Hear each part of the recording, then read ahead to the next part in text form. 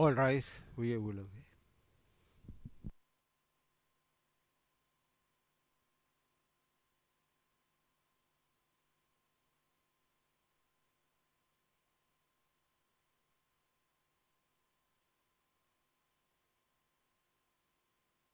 Please be seated. We will as well.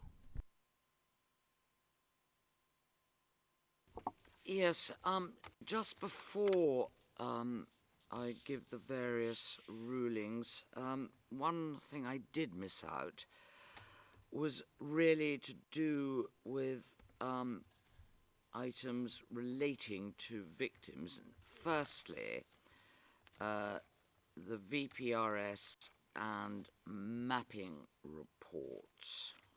Um, and the question of household forms as opposed to individual ones,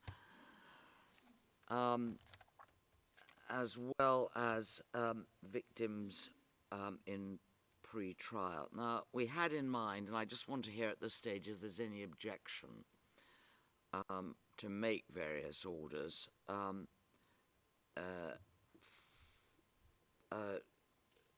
Really, for the VPRS to file a report including the possibility of having a mapping report and household forms. The main mapping report to be filed 30 days after the Article 74 judgment. I see Mr. Ambach indicating assent, I think is the polite way of putting it. Assent. And next we were going to authorize the use of household forms in addition to individual application forms, unless there's an objection. If there isn't, then we'll authorize it. If there's an objection, we're not going to make a ruling, and you can make submissions from my side. Thank you, Madam President. As far as we are concerned, we would prefer to maintain the individual. As far as we are concerned, we would prefer to maintain the individual form and the household form, so that victims can choose which one, because on occasion, some victims would like not to complete a household form because some members of their family may not be aware of what happened. Right. So we would prefer to maintain both options. Thank you very much. Right. Well, is there any objection to this? If no, I see Mr. Haynes shaking his head. I see Mr. Nichols shaking his head. Right. Then we will authorize the use of both forms, Ms. Masida. And finally, we were going to order that the victims who participated in the pre-trial proceedings are authorized to continue participating in the trial proceedings. Any objection to that? No. Okay, well then we make that order as well. We didn't mention, but I'm going to mention now this, that pursuant to Regulation 37 of the regulations of the court, we're going to limit parties, participants, and registry in their written submissions to 12 pages, which is what we did in Al Rahman. If you, for some reason, want to add to that limit, you must apply for permission and explain why. As far as further submissions are concerned, we're going to hold 2 more status conferences. We would prefer that unless there is something that needs urgent resolution, submissions are made at those status conferences so that they can, if at all possible, be dealt with orally. But as I say, if there's something really urgent, then of course you can file a submission. Right, it was brought to my attention next, before I deal with the rulings, that I wasn't altogether clear this morning about the question of protocols to be used. So I'm going to now read out what we say about protocols. As a general rule, the Chamber will use the protocols that are already in place in the Chamber's manual. As I've already indicated, Chambers will allow witness preparation. The registry is instructed to file in the record the witness preparation protocol, the familiarization protocols as used in the Al Rahman case, which mirror those in the model conduct of proceedings. The registry is to liaise with the parties and participants and report back to the Chamber on the proposed use of dual status, vulnerability and redactions by the 15th of June of this year. If changes are foreseeable to the e-court protocol, the registry is to liaise with the parties and report back to the Chamber with a proposal, particularly as regards submission of evidence during the course of the trial by the 15th of June. Right, I hope that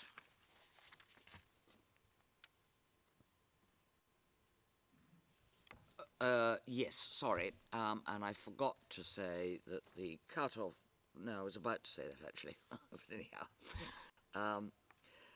the cut-off date for any applications from the victims to participate in the proceedings is the end of the prosecution's presentation of evidence, and we will follow the ABC participation approach. Right. As far as the fitness, the assessment of the fitness of the accused to stand trial, what we decided to do is that in the light of the short discussion, it would be preferable if the parties could liaise together and prepare a proposed joint letter of instruction.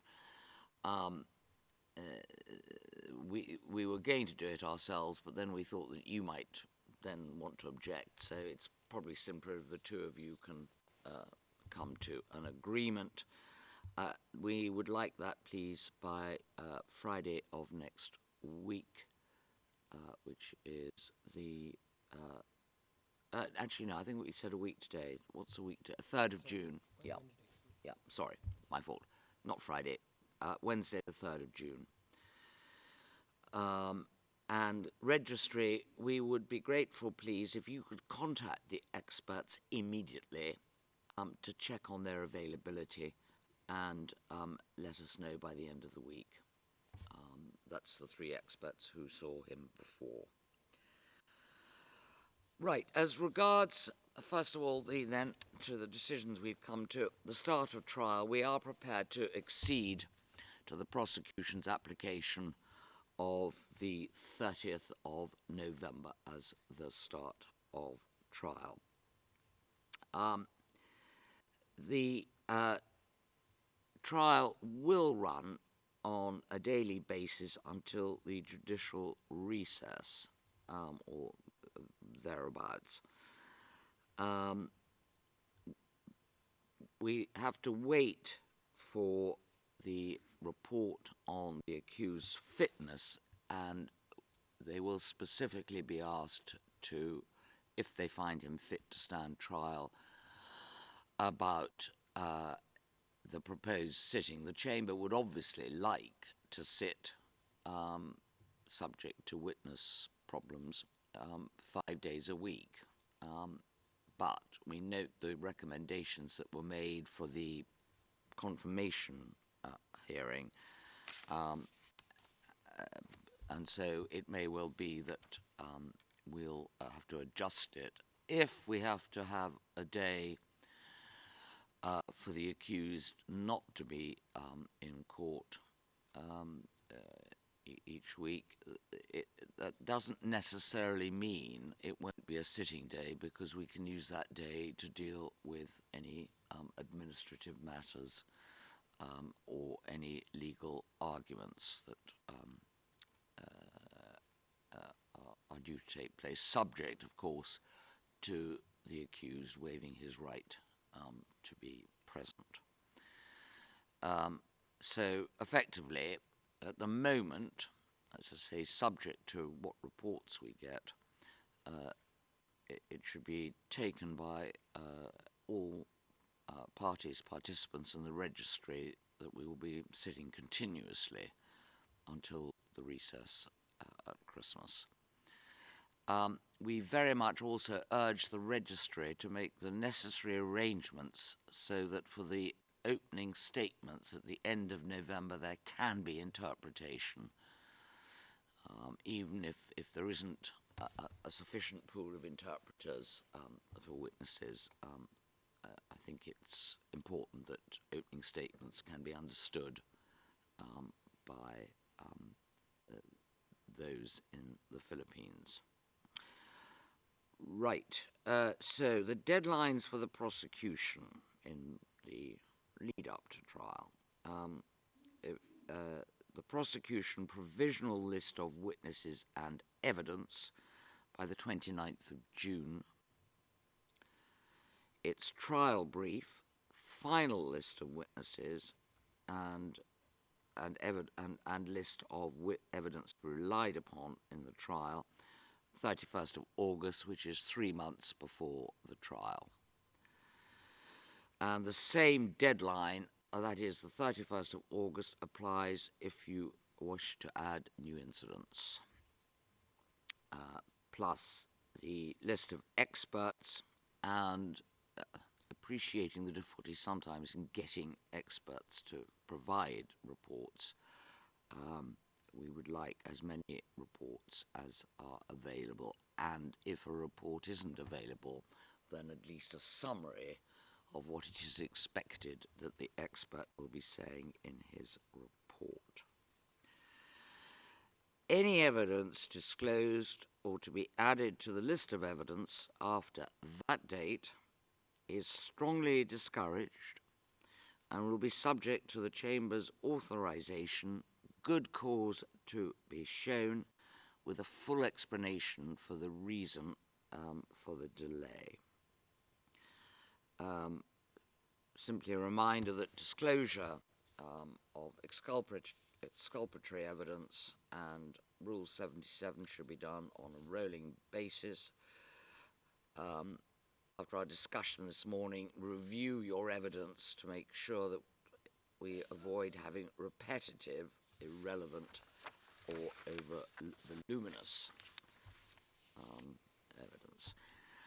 And as already discussed, the witnesses interviewed under Rule 55, the schedules that we discussed and which are familiar to you from the Al-Rahman case.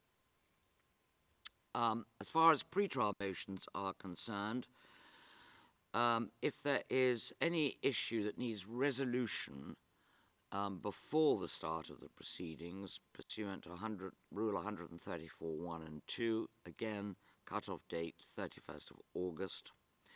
I'll give you the dates of the status conferences in a moment, but we will deal with them all, I hope, then. And of course, obviously, if it's urgent, that's a different matter, and it should be filed as soon as possible. The dates for the next status conferences between now and the summer recess are the 23rd of June and the 14th of July.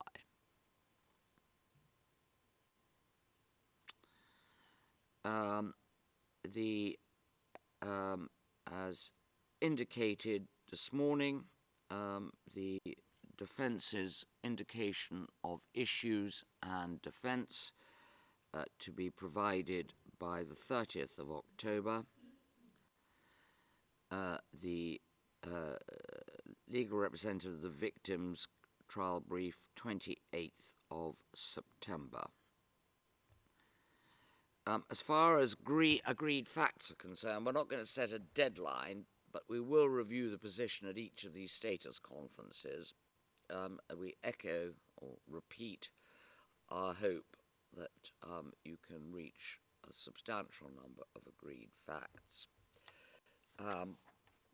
Having considered Ms. Masida's representations, the LRV can receive notification of what facts have been agreed and can make submissions on this, which the Chamber will consider. As far as the conduct of proceedings is concerned, I've mentioned some matters. There will be other matters dealt with in that. Effectively, it will be it's intended that it will very much be the same model as that in the Al Rahman case, which also models the Model 1 in the Chamber's manual. But if anybody wants to suggest amendments to it, they must do so by Friday, the 5th of June, so in other words, next Friday. I mentioned this morning that we were thinking of trying to find a balance between the submission and admission process. But I'm reminded I think that the conduct of proceedings and indeed the Chamber's manual states that where there are documents which the Chamber or the parties consider are important ones, it can be, whether or not it will be admitted, can be dealt with at the time that the document is tendered. But I really do emphasize we don't expect to be drowned in documents. So those are the rulings, unless anybody thinks I've missed anything out that I said I'd give a ruling on. And unless there are any other matters, that concludes today's status conference. Have you got any other matters? No, right. Yes, thank you all very much. All rise, we will agree.